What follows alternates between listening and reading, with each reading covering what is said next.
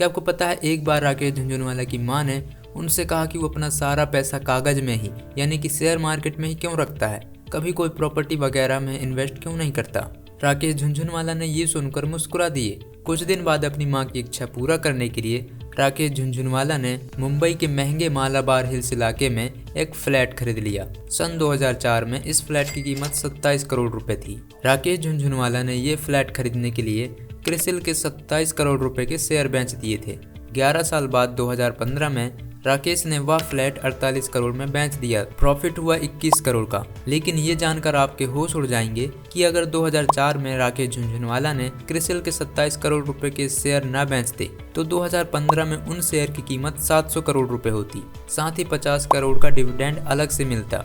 फिलहाल राकेश झुनझुनवाला जैसे दिग्गज इन्वेस्टर के लिए कुछ करोड़ मायने नहीं रखता, लेकिन इस घटना से आप इन्वेस्ट की पावर का अंदाजा लगा सकते हैं। ऐसे ही हम राकेश झुनझुनवाला की शेयर मार्केट की जर्नी देखने वाले हैं और उन्होंने शेयर मार्केट में कौन कौन सी स्ट्रेटेजी अपनाई वो इस वीडियो में आपको देखने को मिल जाएगा।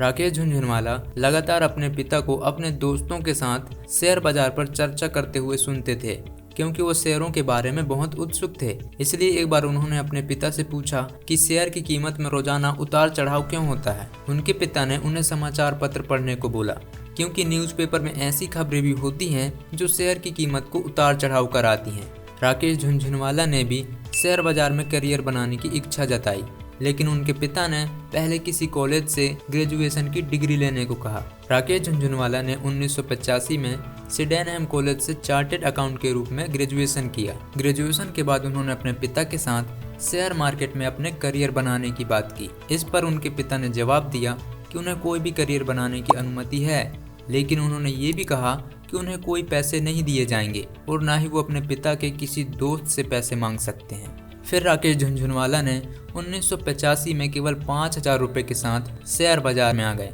फिर भी जल्द ही राकेश झुनझुनवाला ने अपने भाई के एक ग्राहक से 2.5 लाख रुपए ले लिए, ये कहकर कि वो उन्हें एफडी से ज़्यादा अच्छे रिटर्न दिलाएंगे।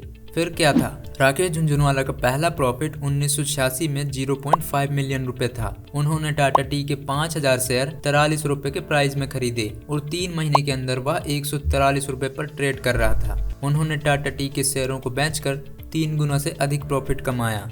अगले कुछ सालों में राकेश झुनझुनवाला ने शेयरों से काफी अच्छा मुनाफा कमाया। 1986 से 1989 के बीच उन्होंने 20 से 25 लाख रुपए कमाए। उनका अगला बड़ा इन्वेस्ट सेसा गोवा था, जिसे उन्होंने शुरू में 28 रुपए में खरीदा और 35 रुपए पर अपना और इन्वेस्ट बढ़ाया। जल्द ही वह स्टॉक 65 रुपए तक पहुंच गया। फिर इसे बेचकर 20 से 25 लाख रुपए कमाए। फिर इसके बाद हर्षद मेहता का दौर चालू हो गया और इसमें प्रॉफिट और लॉस दोनों हुए। फिर राकेश झुनझुनवाला ने कई मल्टी बैगर शेयरों में इन्वेस्ट किया।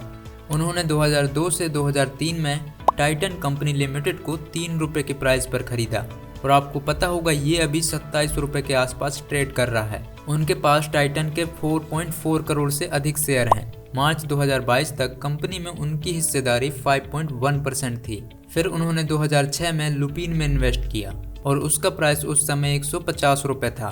आज उस शेयर की कीमत 770 रुपए के आसपास ट्रेड कर रहा है। राकेश झुनझुनवाला के पोर्टफोलियो में और कुछ अन्य मल्टी बैगर्स कंपनियां हैं, जैसे कि CRISIL, Praj India, Aurobindo Pharma, NCC और बहुत सारे हैं जिन्हें आप इस पोर्टफोलियो में देख सकते हैं।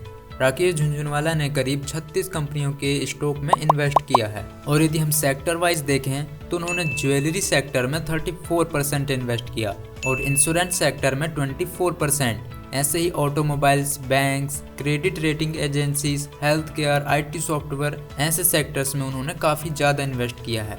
अब देखते हैं उनकी स्ट्रेटजीज क्या थी शेयर मार्केट में इन्वेस्ट करने की। पहला, राकेश झुनझुनवाला का मानना था कि शेयर को नहीं बिजनेस को खरीदने पर ध्यान देना चाहिए। इसलिए जिस प्राइस पर आप स्टॉक खरीद रहे हैं उस पर ध्यान न दें, इसके बजाय उस कंपनी के बिजनेस पर ध्यान दें जिसे आप खरीद रहे हैं।